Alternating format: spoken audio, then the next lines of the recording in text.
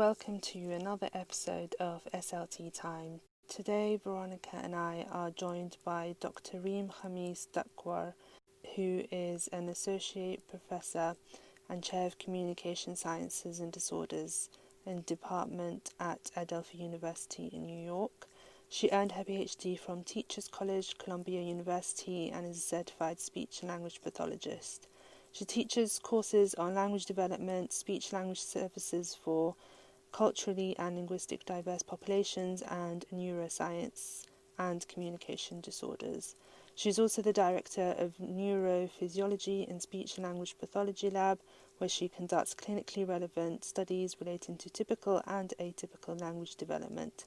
Her area of expertise focuses on the neurocognitive representations of the two language varieties in Arabic diglossia, clinical speech pathology assessment and intervention within the sociolinguistic situation of Arabic diglossia in particular, and for individuals from diverse populations. In today's episode, we discuss a variety of topics. Please do share your thoughts and comments. You can find us on Twitter and Instagram, and enjoy the episode. Hello, Dr. Reem. It's great to have you here with us today. Dr. Reem has been part and completed research on speech and language therapy within the Arab community. Could you tell us a little bit more about your research journey? Of course. Well, first of all, thank you for having me. I'm really excited to be joining you and meeting you before. I just want to thank you for being active and for being leaders in bringing topics that are of interest for BPAC speech-language pathologists and audiologists, and for taking that leadership role. I really appreciate that. I was trained as a speech-language pathologist. I was born in Nazareth, and I was trained as a speech-language pathologist at Tel Aviv University. And later on, I got the Fulbright scholarship to do my PhD at Teachers College. So all my research was really focused on language development in Arabic-speaking children and later in adults with aphasia. And just to give you a background, I came into a research arena that is basically, there's almost nothing there. There's no tools to use that, can be fitting for research studies to be published and for you to say, I have the valid tools to assess, the specific question. And then we are talking about a population that is not very familiar with speech language pathology and what we do. And when you come to the US, there's also this very distrust of service providers that are coming into racialized communities, because many times these services are more connected with exclusion of kids and sometimes disconnecting kids from their parents. So there's also this very hardship in connecting with communities to be part of studies that you're doing. But I think what's really important for me to talk about is the colonized mindset that I had throughout my studies acquired, and I had to work on myself to be able to realize that I needed to make my own self-journey of decolonization to free my questioning from the framework of what is the norm for the specific community that I'm working with. So my focus of research was on diglossia. Diglossia is a sociolinguistic situation where you have two language varieties that coexist in complementary functional distribution. It exists in several languages and several speech communities. However, it's always presented as if it's something that is ethnic, something that is a little bit different, when it's actually found in many communities in the West and in the East. In Arabic, diglossia is exhibited through the existence of the spoken dialect that children usually are exposed to in daily communication, and they acquired it naturally without really implicitly. Yeah. And then you have what we call the standard Arabic, which is the formal Arabic that is more connected with reading and writing and formal communication.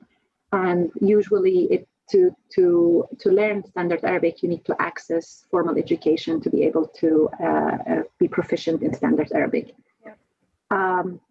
So at the beginning, my research was focused on language development in children because as a speech language pathologist, there was a lack of milestones and basic knowledge about what to expect from children that are Arabic speakers. You finish, your BA and your master's, and then you go to the field and you're like, what do I have? What tools do I have to help me make a clinical decision that is actually sound clinical decision? And you're like at last, there's almost nothing. And then, you start looking for what's in Hebrew and you start, rationalizing that you can use this because Hebrew and Arabic are very similar, or you start looking for something that is found in the PLS and you start using the PLS when it's like, that's not good practice. So really, I think, speech language pathologists that come from BIPOC background, we really are challenged every day, because with all our training, we're really not trained to be able to do the work that we need to be doing for the population that we're serving. Any case, so I started working on examining subject, verb, object, and verb, object, and subject, verb, object, and verb, subject, object production in children from 0 to 3 years old.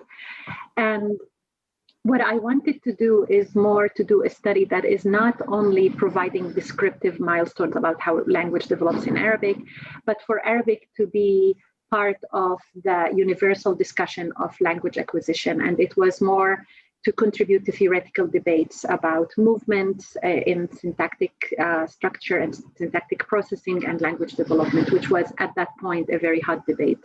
And it was really great study. I really enjoyed it. I learned from the best linguist in the field. I connected with a linguist, which was, an interprofessional experience for me that I learned a lot from it. And my collaborations with linguists just grew bigger and stronger from that time. And I think that was the best out of this study. But later on, I started realizing that I really focused only on spoken Arabic, and that we have to start realizing that in Arabic-speaking communities that exhibit diglossia, children are exposed not only to spoken dialect, they're exposed also to standard Arabic at different levels, at different, in different ages. There's different levels of expectations from children in terms of what they know about standard Arabic. And I also started realizing that, knowing spoken Arabic by itself is not going to give you the full linguistic tools that you need to be a competent Arabic speaker. And this I learned more from looking at my kids here, because we moved to the US and my kids have access to the spoken Arabic through the home environment, but they didn't have access to standard Arabic. And this is when I started seeing, they do speak Arabic, but there's a lot of the Arabic that we use in daily communication that is mainly based from access to standard Arabic that they didn't have, and that they don't have the full, complete profile of an Arabic speaker. So I think I started more and more realizing how biased I was in my focus on spoken Arabic, and how the frameworks of studies that I was trained, and I'm thankful for all the training that I got, but at the same time, it did instill in me some norms that don't fit the norms of Arabic speakers. And in a way, it made all my contributions a little bit limited, because they're really just trying to fit something into a body that is a little bit larger than that. There's more to it that we haven't studied. I think it's very interesting, the research that you've been doing, and I've also thought a lot about it myself, actually, because I read a research paper, I think it was by Leslie Rascola, 2017. She did a paper on comparing Polish toddlers and English toddlers, so their vocabulary, the amount of vocabulary they have at age 2, and she found that Polish toddlers actually have less vocabulary than English toddlers do at age 2. And that made me think, when we are working with bilingual children, we cannot just compare them to the English language acquisition norms. If a Polish toddler is saying less words, maybe that's actually normal in a Polish environment, and if we don't know that ourselves, how are we going to be able to say whether that child has a delay or not? So I think this is a really serious issue and I don't personally know where to go to get that information from. You know, I haven't come across any like English materials that will tell me like what Polish language acquisition is like. So, you know, and there's so many different languages, isn't there? There's so many different, you know, and each of them are going to have different stages of acquisition. So, I mean, it's such a big field, isn't it? Like, where do we even start? Could you give us some advice maybe on that? Well, I have 2 points to add. One, you're raising a very, very important point, the standardization, and that idea that we are basically determining what's normal and what's normal based on usually one milestone. Even if we go and do now the study examining the number of words in typically developing children who come from different backgrounds, that's not even enough, because what we need is to even more understand the parenting style in different communities, the different expectations. What we see here is exactly, I think, a very historically problematic experience and practice that is very much connected with speech language pathology that we have to reconcile with. We have to reconcile with the fact that a lot of our work was basically evaluation of students based on standardized assessments that set what is to be norm and what is not to be considered a norm, and then to divide these children based on these set up norms, when we actually are more saying only one is good and the other one is not good. Only one fits the general education and the other one doesn't fit the general education. And we have a lot of literature talking about the overrepresentation of children of color in special education. I'm not very familiar in the UK, but I'm expecting that the same pattern is found there, that, you know, many of the children are basically judged because of the number of vocabulary, which is very much correlated with socioeconomic status. Research has been shown that by half, that it's really a correlation of socioeconomic status. And the other thing that I keep thinking about, okay, maybe they have less words, but maybe they're doing other things that haven't been assessed that they are better at. Their strengths and weaknesses that are interacting with each other. The problem is that when we're building all our tests based on how children are raised in one community, like the US, where it's mainly individually based, it's mainly parent and child interaction. They don't have like us in Arabic communities, where I used to play in the Hara, in the neighborhood, with all of my cousins and with all of the neighbors, and a lot of my social linguistic interactions were not with my mother telling me names of things, but it was with my cousins and with all of my neighbors. And I learned a lot of other things. Maybe I didn't learn the word for the exact like name for, I don't know, Mandarin or, you know, whatever, like, you know, my mother was talking about or was cooking, but I had other opportunities, other contexts where other things have developed. The question is, are our standardized tests that are setting the norms, are they setting the norms based on outcomes that fit one group, and we are imposing these norms on another group, and we're missing a lot of strength that should be assessed to actually be able to identify the children that need the support. Now, what to do? I think, as I said, I think we're always challenged. And I think, you know, to be a BIPOC researcher or a BIPOC clinician means that our job is much more complex, much more challenging, and that we have to dig deeper to be able to do our work. Research is showing that, you know, there's a lot of benefit from asking parents, how does this child language receptively or expressively is compared to other children of his age within your community. And research is showing that, you know, most likely parents are very reliable, and their judgment is really reliable to think about, but to take it as a marker. But at the same time, there's not much research that has been done on that. Like, we do have to have the evidence to support what we assume that is going to be correct, that parents can help you. The other thing is that you're going to have to do a little bit much more work observing the child in his or her natural environment, and in their natural environment, and to see them interacting with other children, and not to only focus on the settings that we are used to use for evaluating children. We're used to evaluate children in adult-child interaction. Now, if you think about it, in Western middle-class white families, children are used to have adult white interactions. Children are used during, now they had what they call Thanksgiving. And in Thanksgiving, it's a practice that, everybody sits around the table and they play a game. I didn't have this as a child who was an Arabic rare child.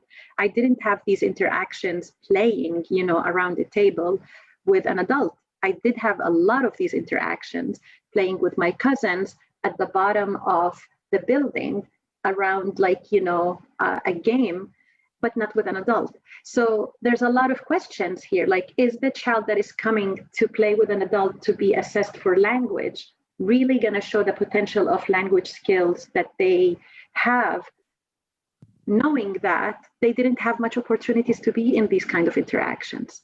Yeah, I think you bring up a very, very good point there, because, we spend so much time talking about parent-child interaction, and a lot of therapy with young children will focus on parent-child interaction. But if the parent is not interacting with the child in that way, in the standard westernized way, then, they might not engage with that therapy. That therapy is just not going to work for them. So we need to come up with different ways of helping the parent to help the child. And we need to look at, how children normally interact in their cultural environments, in their, so it's, it's very interesting. But, I don't know very many therapists who will kind of think about it in this way. And, we're not taught about this kind of thing at university, for example. So, and, there is not that much research on it. Like you said, I've been trying to research language socialization recently, and I haven't come across that much, to be honest. So there is like a really big gap in our literature, really, that needs to be filled somehow. But it's difficult, especially when you have all of these therapists who are monolingual, white, and they probably haven't thought about another kind of way of interaction before, because they haven't been in that experience themselves. They haven't been around people maybe who are interacting in a different way. It is a very big issue, I think. Yeah, and I love what you said in that way, that there's one way, but there's so many other ways. And what we need is to open our minds and hearts and eyes to see the truth on what ways are there for different children that they have been interacting, so that we can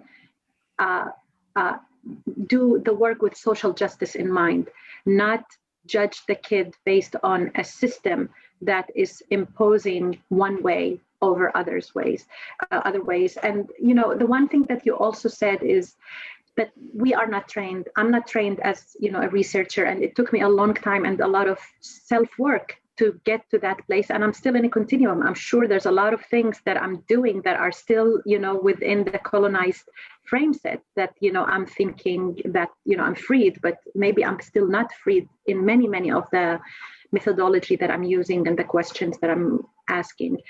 And that's why I think we need to ask more for the organizations like ASHA and the Royal the organization of the professionals in the US, in the UK, to take more responsibility, knowing that, this is a profession that is predominantly white, knowing that we have a population that is growing in its diversity and population that is diverse, knowing that, being racially and linguistically minoritized, specifically in places like the US and the UK, have other impact on parents and parents' engagement in therapy and in assessment, and knowing the important role of parents' involvement in the success of language intervention, and knowing that we don't have enough resources, and that even the ones that are available many times are just colonized, in that sense that they are bringing evidence to perpetuate that kind of standardization that is excluding kids that have normal, typical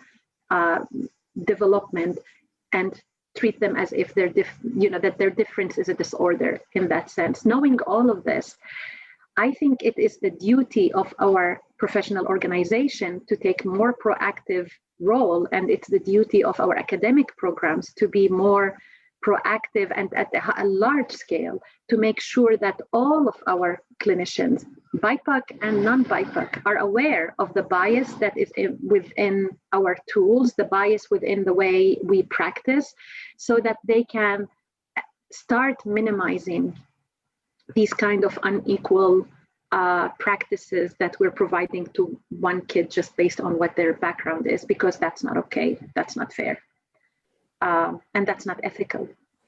Yeah, I think you raised so many good points. I think just thinking about some of the assessments that I've done with bilingual children, and even, Arabic speaking bilingual children, it is usually sort of thinking about what I would do in English and then trying to sort of change that into an Arabic assessment.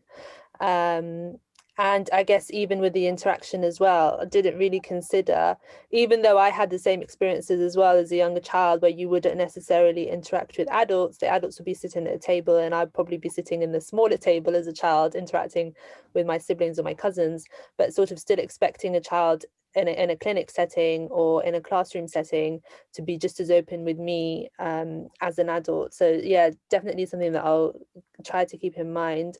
But I think it's really interesting, and we spoke about this a lot previously, the sort of speech and language profession worldwide, and that it's not representative of the children that we work with. And I think you made a really good point in terms of even someone that's non-white, I have still come out of that system, so I still carry some of those sort of prejudice, I guess, with me in my work.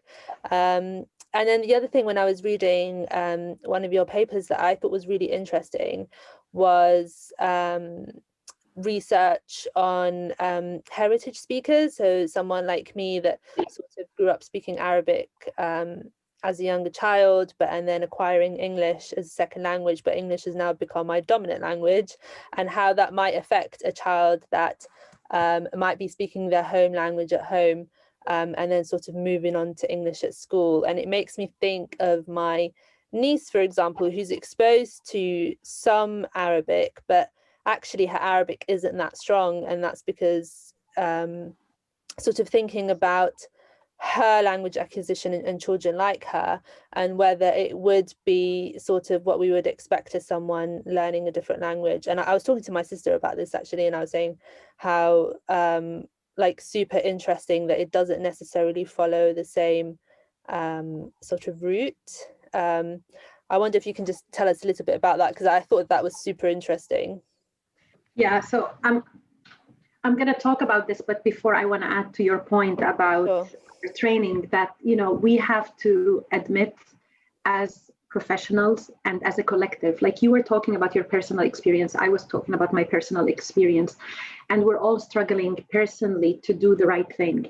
But what we need to start realizing is that at this point, there's a need for a collective movement and for a collective transformation.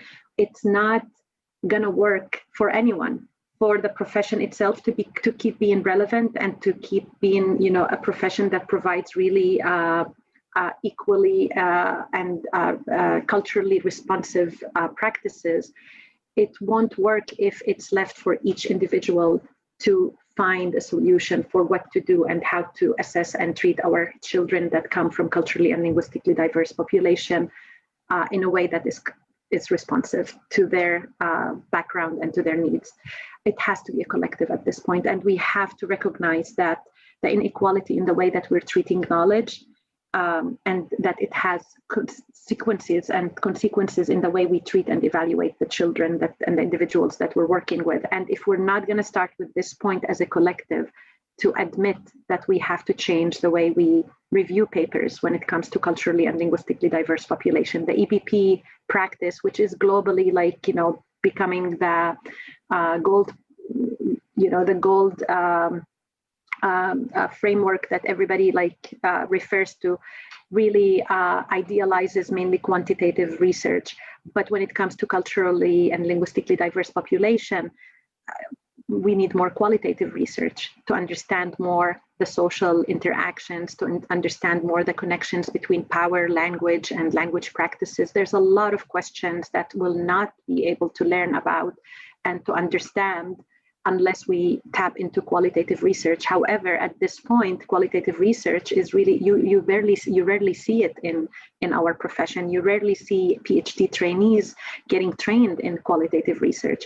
If you look at research that has been published in the field, you see there's no one specific journal that is focused on culturally and linguistically responsive practice. You see, on swallowing, you see special issues on culturally linguistically diverse population, but you never see these kind of consistent questioning and consistent inquiry that is focused on this topic, even though if there's any topic that needs a little bit more push, a little bit more intensity, it's this topic, because we're all admitting that there's a lack of studies.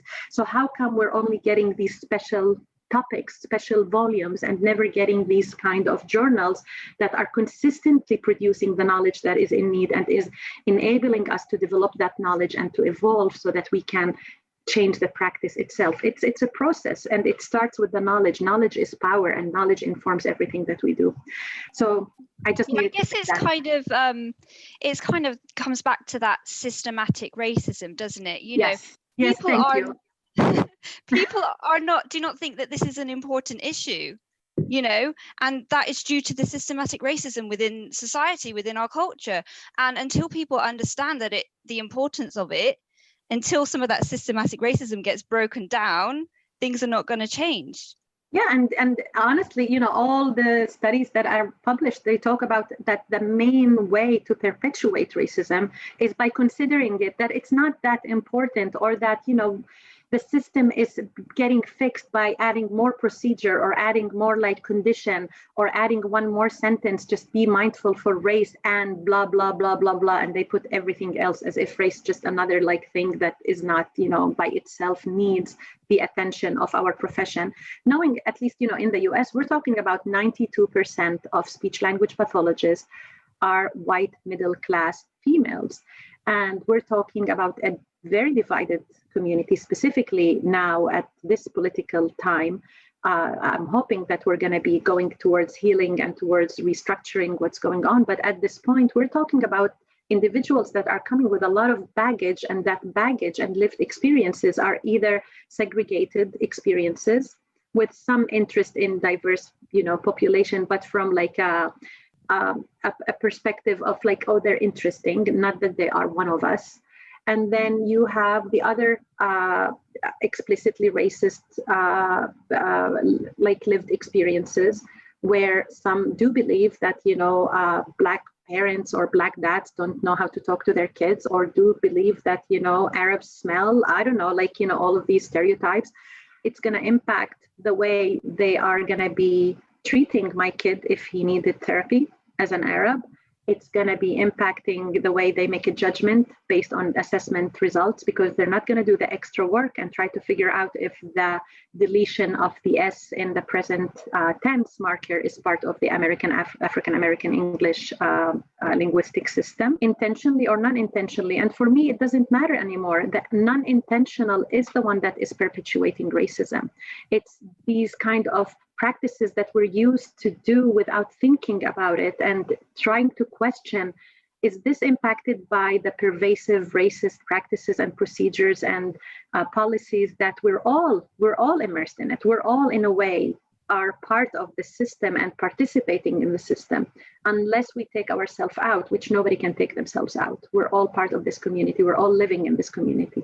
So I still believe that there's a huge, important role that the professional associations and the academic programs have to take at a large scale to put systemic racism as an important topic that needs to be addressed for our profession to be relevant for future practices, and to be ethical, and to be professional. I guess the issue is, because there is such a large majority white monolingual, the majority of the profession is like that. So I don't think these issues kind of stand out to them. They might not have considered what it's like to be a bilingual before, so they're not going to think it's important to teach about bilingualism at university, or put cultural competency as part of our competency frameworks. I think that's one of the things that we've been discussing recently, how, you know, we have, when we are newly qualified, we have to fulfill all of these competencies, but there isn't a specific cultural competency that we have to do. And people just assume that you can do it, or maybe they just don't even think about it at all. But it is really important to be able to do this. And I think the fact that there's the majority is, you know, white monolingual, and they're just, and maybe the leadership as well is similar. So we're not getting those people pushing these policies and pushing this training and everything from the top. And so it's not filtering down into like the universities and things, and people are just not learning the amount that they need to about these topics. Yeah, but the way I look at it is that it's our professional membership that should be the reason for us to see how important it is. It's not whether I'm an Arab or you're, you know, Polish, or you're Muslim, or you're white, but are you a speech pathologist? And if you are a speech pathologist, then the principles of being a speech pathologist, that all the focus is centered on the client that you're working with and the family that you're engaged with, and on making sure that you're facilitating communication as a human right. If this is the core principle of what does it mean to be a speech language pathologist, then it doesn't matter if you're white, it doesn't matter if you're Black, it doesn't matter if you're an Arab, to realize that systemic racism is blocking our profession from evolving in the right direction and from serving the people that we are working with equally. And I'm hoping that we are moving towards that position, because I do see a lot of new students speaking out. I do see a lot of faculty and departments taking more initiatives. So I do have a little bit hope lately. Always helpful. Yeah. Yes. Okay, back to the heritage. I just wanted to add something, because last time I spoke to you, you said something to me that really sort of hit me, and it was just being aware that we've sort of grown up in that embedded racism and how it affected our work and judgment. And I think being aware of it is just not enough anymore. Everyone is aware that it's happening. It's what we're going to do about it.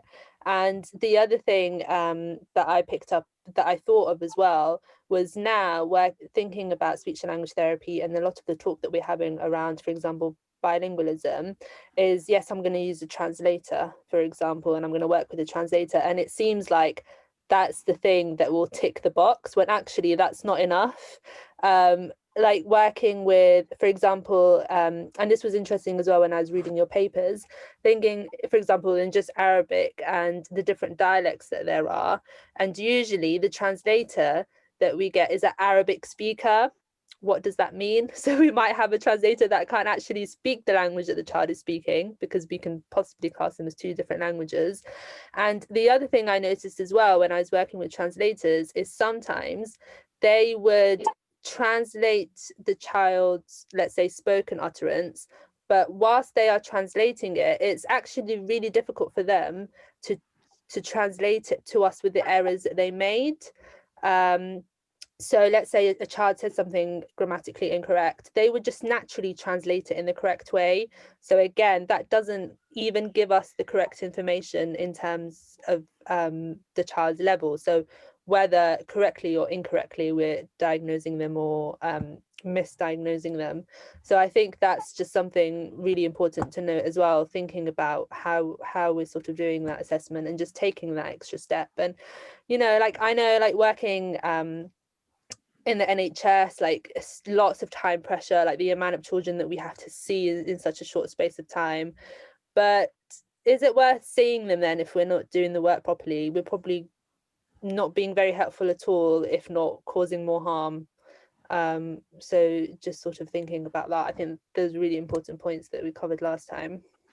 We can talk forever. So yes, for your first point about, and I love it because, you know, usually I don't have many people that are interested in these topics as much as you both, you know, and you're bringing very important topic notes. Like, you know, I think you're raising a very important point that now there is more large, you know, we see that there is an acknowledgement of racism in CSD and in the speech and learning and the speech and language and hearing sciences programs.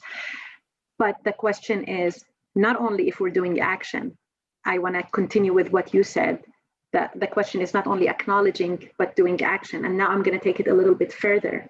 What type of action? And who are the ones that are driving that kind of action? How these actions are determined, by whom it's decided that this is the action that we need to be moving forward. And if we are really interested in an anti-racist kind of environment for us as a professional community, then these actions have to be determined by the BIPOC people who have been working in the field. And it's not supposed to be that, the majority is deciding for what's the best way to move on. There are people who are specialized, who have been working for years and years and years to enhance our culturally and linguistically responsive practice in speech language pathology and research. And these are the ones that we need to look at them from a point of strength, that they have the strength and they have the knowledge and the expertise and the experiences to be able to guide the profession in moving to the direction towards anti-racism. But if we're going to see a situation where associations might do task force or might do these kind of initiatives, but what you'll see that all these initiatives are basically taking one Arab or black and one white, and they're determining that it has to be a white and black co-chairs, and that it has to be in that way joint. It's already saying that we're not trusting the people that have been doing all of this work to take the lead. There is a need to make sure that we see the strength of BIPOC faculty and students who have been the pioneers in the field to actually lead the field towards the direction that we're all agreeing that we don't want to be racist practices in our, we don't want to be taking part in racist practices and racist procedures and perpetuating racism. I think everybody doesn't want, to be part of this.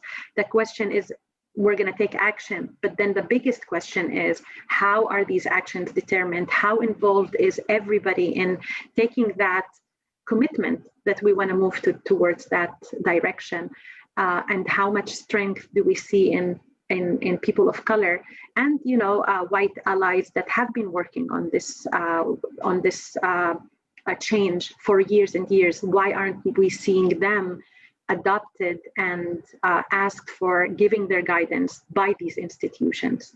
This is really important question, if they do at all move towards that direction. And with the translations, it's a compromise. It's just, one way to address the outcomes of a situation that is not supposed to be, that, we have a lack of clinicians that are ready and fit to work with our diverse population. And our training is, we can't train people to speak all languages. So I do understand that we might end up benefiting from having a translator, but there's a lot of research that has been done on what's best practices in working with translators. And it starts with explaining to them what's the work, having a translator that is familiar with what a speech pathologist does, what kind of questions you're asking and why you're asking them. So there's a lot of training that we need to do, which means it's, again, more work for us when we're working with to try to do the best practices. And as you said, everybody's overwhelmed, and many times they pick shortcuts. And your question is very, very insightful. Are we better not giving the service than doing these assessments and having a negative impact on the children and their families? I struggled with that question every day when I was working here in speech language pathology in the United States, because I was given many times to assess children who speak Arabic who just, immigrated to the US. And it was tough. It was tough.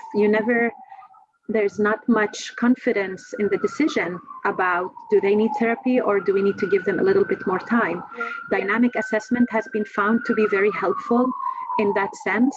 But then once again, you put them in dynamic assessment and with a person who's not quite, aware of their racism. And then even when children do make the change and they do get out of, these weaknesses that they were showing in communication, then, other weaknesses are identified. And, they're not out of the system, even though they should be out of the system. And research is showing that, at least in the US, if a child is enrolled in special ed, 80% chance is that they're not going to get out of it. And there's an exercise that I do for my students in language development, where I give them a transcript of a child and the age, and I say, analyze the phonology and the syntax and make a final, clinical decision if the child has a disorder. And I intentionally choose a child that is typically developing. But 80% of the students usually choose that this child has language delay, because just by the minute that you're bringing someone and you're saying, I want this person to be checked, you're already assuming there is something to be found, and you're looking. And then if you add on top of it a child who looks different, whose parents act differently, who are not, your style of parenting, then definitely, even if that child is reared in a very typical environment and has very typical language attainment, you're going to find that there is a delay or is a disorder, because your frameworks are not matching. Yeah, I think also it's quite interesting what you say about the special education classes, because we do sometimes find that children who are labeled as EAL are put with the children who have the special educational needs, just purely because they're new to English. But, that can be really detrimental for them, because, they may be cognitively completely typical, and then they're going to be grouped with a child who has lower cognition, and they're also going to be maybe grouped with children who don't have a very good level of English themselves because of the low cognitive ability. And then how is that going to help improve their English skills? And also, they're going to be doing work that's below their level. They're going to get bored. There's a whole lot of issues, I think, that can go on there. But I think sometimes the schools, they don't understand what to do with these children and where these children fit in and how to help them. So they just automatically put them with the special educational needs children. Yeah, and I have to say that I personally don't believe that children should be separated. Any child. I think all children should be learning together, and it's the responsibility of the system to accommodate all children to be able to learn together. I'm against institutionalized special education. I think it's exclusionary in many ways, and it shows more an issue with the society more than a weakness of the child or the collective children that are put in one place.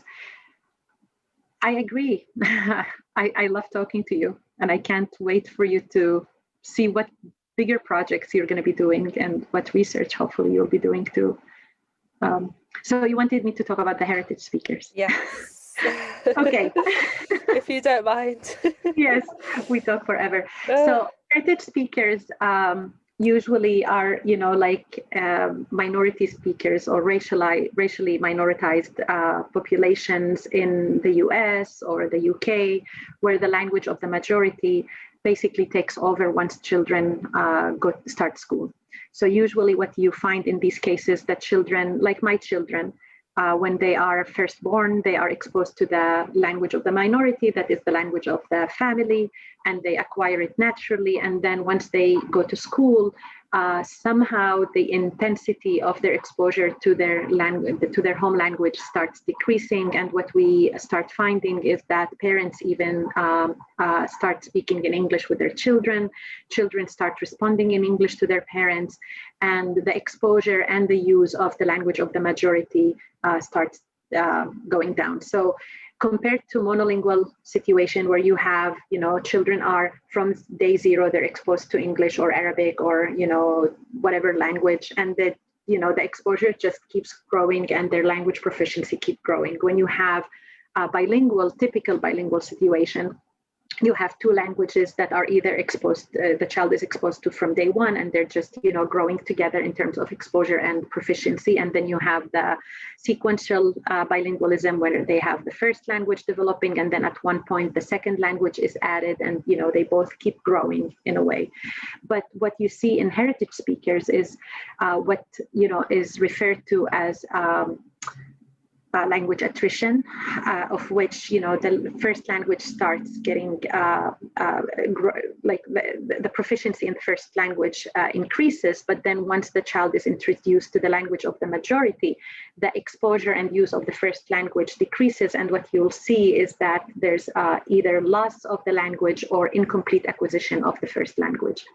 Now, for us as speech language pathologists, this is very important. One, we don't see enough use of the term heritage speakers in our field, which I think it's just symptomatic of the fact that in our field, we're very micro-focused. We're focused on the individual and the family, and we don't see the society and the social impact. And heritage speakers is about society, and it's about social interactions and how different collective groups are treated linguistically, and how their linguistic practices are different based on the society powers. So it's not surprising that you rarely see heritage speakers in the literature in our field. But then when you think about it, and is that, the best practices in working with bilinguals, and these children are sometimes either treated as monolinguals because once, they start school, some of them lose their Arabic or their, Spanish or their Russian, and they become only predominantly English speakers, and they become treated as if they are monolingual English speakers. And when you look at the standardized assessment like SELF and the PLS, you'll see that the standardization talks about predominantly English speakers. So what we know is that a lot of these kids are basically found in these standardized measurements as if represented, but they're really like little pieces, and you're really missing a lot. Like, when we started about children and how they're reared, and we see one part, but we miss a lot of other things that are happening in the life of the child. We might, see that these children are represented in these standardization samples, but really we're missing what's happening with them because we're lumping them all in with the other kids. And yeah, in general, their English is very well developed. And a lot of the research in linguistics also focused on their loss of the first language and their incomplete acquisition of the first language. But then if you think about it as a clinician, so if you're examining them as if they are monolingual, there are still reminiscence of the fact that they are not only monolingual. There are going to be cases where their English production is going to have some transfer effect from the first language that they were exposed to, or that shift from one language to the other impacted their ability to do well in phonological awareness tasks, or more tasks that are more complex and more important for reading and writing. That whole arena is almost absent from our examination and from our investigation as clinicians.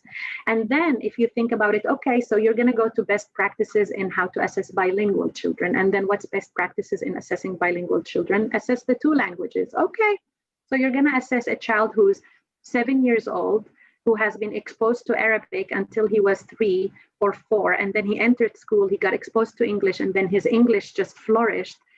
And then you're going to say, I'm going to do best practices. I'm going to assess the child in Arabic and in English. And then you're going to assess him in Arabic because that's his first language, and he needs to have a solid foundation in his first language. But what milestones are you using? You're using the milestones that are published about an Arabic speaker who lives in Jordan, or who lives in Saudi Arabia, or he lives in Palestine and is exposed to only Arabic. So you're basically now imposing on him a milestone to achieve that is out of the order for him. It doesn't make any sense for you to expect from him. I think this is the issue, isn't it? Because even if we think about assessing the minority language and we get a minority language assessment, that assessment has been standardized probably on, monolingual speakers of that minority language, right? So we cannot even, assess those bilingual children with the minority language assessments, right? So it's actually very, very tricky to assess a bilingual child because there are not a lot of formal assessments you can use. I don't know of any bilingual. There probably are some bilingual. I think there's some bilingual Spanish-English assessments, but there's so few formalized bilingual assessments that we really just have to do informal. I mean, we cannot say, we just cannot do a kelf and say, this is what the child is like, because we have to just use it informally, because it wouldn't be fair to impose those standards, on a bilingual child. But also 100%. And I want to add 2 points here, because it's really important for me, for everybody to understand the roots of these practices.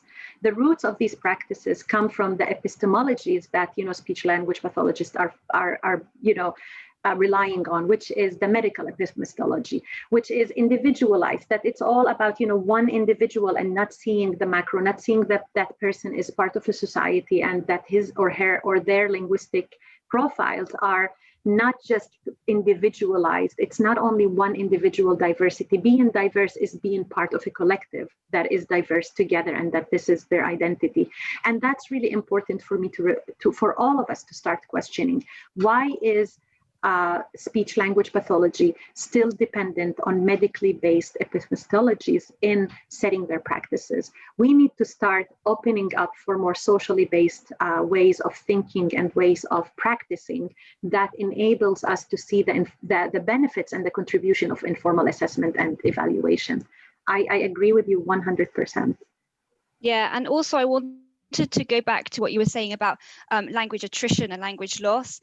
And I just think it's so sad, the amount of children that you see who, once they got to school, they're starting to lose that language. And, it's very common, isn't it? They start to speak more English. They speak English to the parent starts responding in English. And I just feel like we need to have a lot more support in place for bilingual families in terms of helping them to maintain bilingualism. And this is the kind of thing we are not seeing at all. I'm not sure how much information a lot of speech and language therapists give to the parents in terms of maintaining bilingualism. And I really don't think people understand the negative impact that losing your first language will have on you in terms of the social and emotional effects that it will have. So yeah, it just makes me feel really sad. And I really wish there was more kind of people kind of pushing this whole thing about maintaining bilingualism, helping to support families. There are a couple of organizations in the UK that do this kind of thing. There was a program set up by Cambridge University called We Talk Multi, We Speak Multi, I think it was. And they were actually training antenatal teachers to work with bilingual families and to give bilingual families, that information before their child is even born. And I think that is just amazing. But I heard that they lost funding and they're not really carrying on with it at the moment. But I think there should be more of these kind of things set up, and there should be more training in how to help the families actually maintain bilingualism, and think about family language planning and things like that. Definitely. So there are 2 things that I want to share here that are relevant to what Veronica was talking about. One is that for speech language pathologists, my research, at least with the Arabic speaking heritage speakers, is trying to focus on finding the markers that can give me a sense of whether language was developing typically for these children. So in my study with Dr. Karen Froud from Teachers College at Columbia University, what we are trying to do, and 2 of my students were part of this, Iman Hassan, what we were trying to examine is in Arabic, heritage speakers, their production. Okay, so Arabic heritage speaking children and the production of their plural, dual, and markers in English and in Arabic. So we know that in Arabic we have dual markers. We say telephone for one telephone, and then telephoneen. By adding the "ain," it becomes dual, which doesn't exist in English. And we also know that in Arabic, we have the irregular plural for English. The one that is called the broken plural is actually acquired.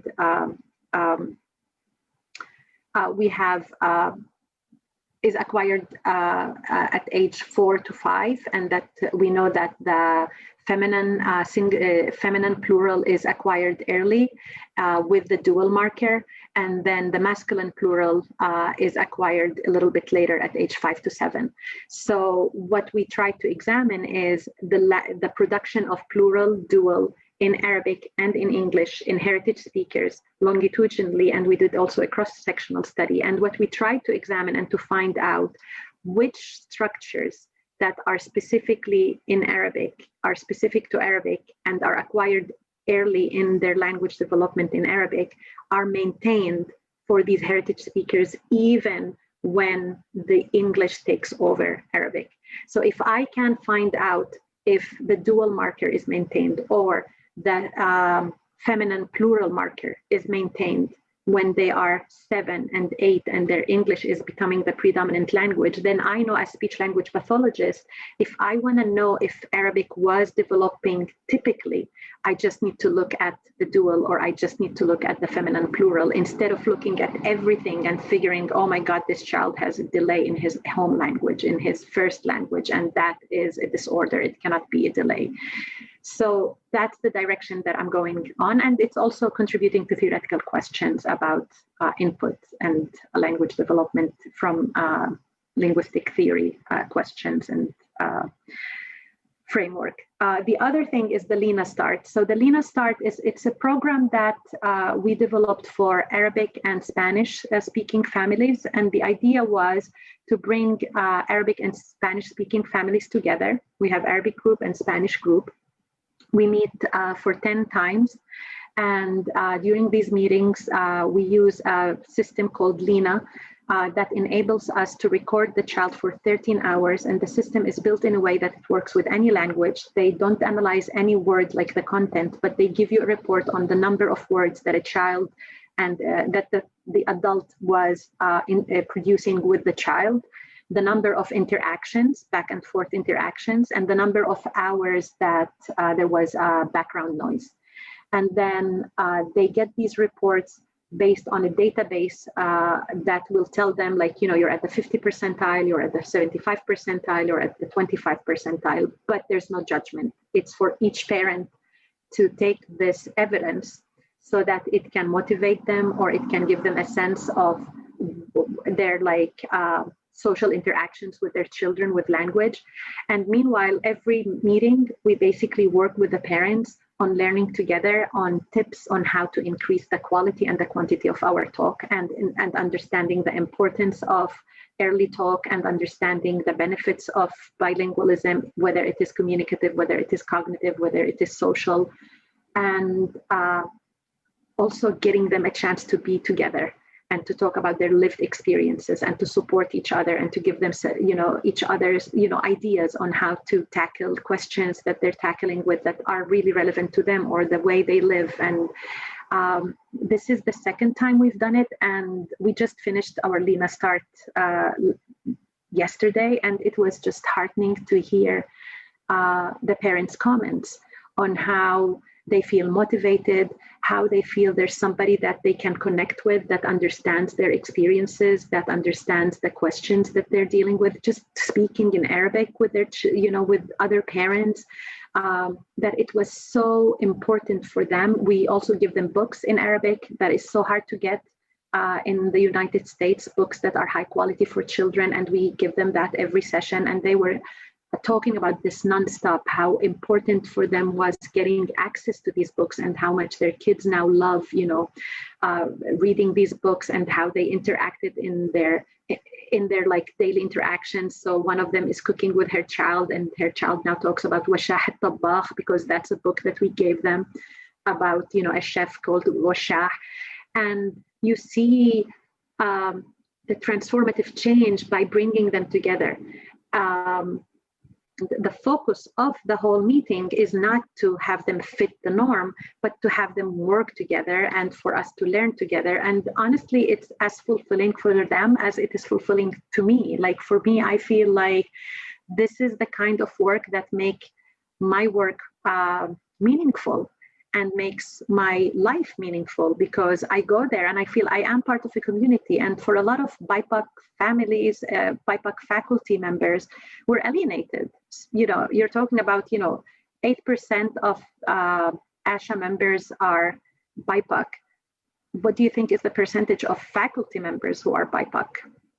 And how do you think, the feeling going into white, predominantly white institutions and all the time having to deal with, microaggressions, having to deal with stereotypes, having to deal with questions that are, you want to be saved from. And it's constant, reminder that you don't fit in. Like, you're somebody that somehow sneaked in, and it's a daily reminder. And sometimes it's very explicit, and sometimes it's like gentle, like nice smiles, or like face looks, and then you'll be like, okay, got it. Yeah. So, and then your research, who's interested in your research, who reads your research, how hard it is to publish, because as you started talking, Veronica, like there's not an understanding why it is important. So who's going to be reviewing you, and who's going to be saying that this work is important, or is going to give it an understanding that you don't have a valid assessment to assess something so that it methodologically considered like a good study? Well, we don't have it. So should we not do research? Should we give up? Should we not ask questions? Is this how we're supposed to be acting at this point within the evidence-based practice framework? But I do believe with all my heart that the challenges that come with being a BIPOC faculty, student, clinician, and the challenges that come from, serving BIPOC families and children and adults with communication disorders just makes us have more depth in understanding what communication disorders are, have more depth and breadth in understanding all of the assessment tools that are in our tools that we can use to make a clinical decision that is sound and culturally appropriate. And I feel we are becoming experts at a level that no one else is expected to have, because we're put in a more challenging situations. And I think that makes us better clinicians. And not only BIPOC, also the white clinicians who are trying to do the right thing and to do the right way of, assessing people that come from culturally diverse backgrounds. Yeah. I just wanted to ask you about the LENA Start program. Is it, do families sort of volunteer to sort of join? And I sort of got the sense that it was around making sure that they're continuing, or encouraging them or helping them with continuing with their home language and their culture, and that still being part of sort of who they are. Am I along the right lines? Is that the sort of aim of it? So the whole idea is to bring them together so that they can be more empowered to continue using their home language, because everybody knows at this point that bilingualism is important. Like there is already a change in the public perception of bilingualism, and we see a lot of families who come from high socioeconomic status, even seeking babysitters to come and talk with their children, in a specific language, because there's an access and there's advantage of bilingualism. We see that. That there's more a more positive perception of bilingualism. We did move from the semilingualism perception to more positive understanding of and perception of bilingualism. But at the same time, socially, we have this message that is sent that there's one language that is worthy more than the other. So if you are a monolingual English speaker, being bilingual, that's really cool. Like, your queen, whatever, like her daughter, she became bilingual and it was all over the news and everybody was excited for her. Yeah, this is cool because she already have the language of the power. But for children who are raised in minority or minoritized population, their first language is not the language of the power. So the whole perception of bilingualism becomes a little bit different here, because you need English to succeed. That's the message that the society is giving for the children. And then as a parent, you start thinking, well, maybe I should stop talking with my kid because that kid needs English to succeed. That's the ticket for success. And then all of what we know about the advantages of bilingualism wash away. And we're talking about social constructs that are, embedded in almost every practice, in our TV shows, in our radio discussions, in the way we react when somebody talks to us with an accent. These are social constructs that are sent implicitly and intensively to the extent that it changes people's reactions, unless we empower these people and give them the tools to be able to change that practice. And this is what we're trying to do with the LENA. And I wanted it to do it with the best available ways. And LENA is the most evidence-based practice parenting training program at this point. It does provide parents with data continuously It is very well designed. It's based on best practices in how to teach adults. So we have a lot of videos that model for the parents how to use the different strategies that we're talking about, which is, to repeat and to expand and recast, all of, the things that we do as speech pathologists in our day-to-day work. But we teach it to parents. We teach parents how to be, in a way, speech pathologists. So when powerful. And I see the results, and I see parents empowered. Some of them, the empowerment meant that, one of them, she has a hijab, and we were talking about going to the library, and she said she doesn't feel comfortable going to the library with the hijab because she's, subject to a lot of harassment. And at one point, the families together, they decided that they're going to have a day that they all go to the library together. And I said that before in another meeting that I had, that I wouldn't be surprised that in 6 months, this parent is going to have a letter submitted to the library to ask them to bring Arabic books. They are empowered to that extent that nothing can stop them at this point. They have each other, and they have the knowledge, and they have us anytime to come to us. And we're building a community together. And I'm personally benefiting from this community as much as they are benefiting from me being in that community. It's really hard to be feeling stranger all the time in the profession that is, part of who you are. It's our identity. Being a speech pathologist is our identity. When I'm learning that more and more. Yes, it comes with its wrong and good. I'm always observing everybody in my family, and I have to comment, and I cannot leave it to myself. And sometimes it comes with a lot of, consequences that you don't want to have. But I get a lot of calls from friends. There's always all these friends that want to consult with me. And sometimes I really can't consult, this is not my specialty, but no, they believe in me because, they love Reem and they want Reem to tell them what to do. But it is part of an identity. And that's what I started talking about, that, we shouldn't be bringing that transformative change just because we care, because it's our tribe. It's not a tribal thing. It's a professional thing. And that's what I'm hoping that, our professional associations start understanding. Yes, definitely. And I think we can talk forever. Yes. So much to talk about. I'm loving talking to both of you. But I'm just sort of conscious of time as well. I don't want to take up too much of your time. But yeah, it's been amazing talking to you. Thank you so much for your time and all of your knowledge. I feel like there's definitely areas that we can expand more on, and if you'd be willing to come on again, that would be amazing. Anytime, anything you need, I'm here for you, and I enjoyed this as much as hopefully you enjoyed it. Yes, it's been great. Yeah. Thank you very much. It was so interesting talking to you. Thank you. Same here. Be sure to follow our Twitter and our Instagram, SLT Times, at SLT Times, SLT Time, to keep up to date with new episode releases. And that's the SLT for today.